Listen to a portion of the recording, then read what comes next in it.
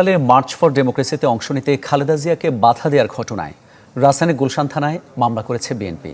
আসামি করা হয়েছে সাবেক প্রধানমন্ত্রী শেখ হাসিনা সহ ১১৩ জনকে।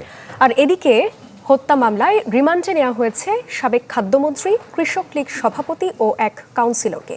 এছাড়া সন্ত্রাস দমন আইনে রিমান্ড মঞ্জুর করা হয় হিজবুত তাহরিরের এক নেতার।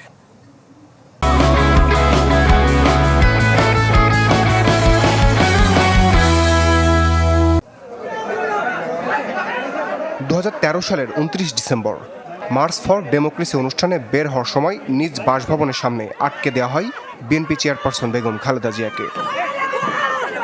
আমি আপনাদের কাছে জানতে চাই, এটা কি অবরুদ্ধ নয়? আমাকে কি অবরুদ্ধ করা হয়নি?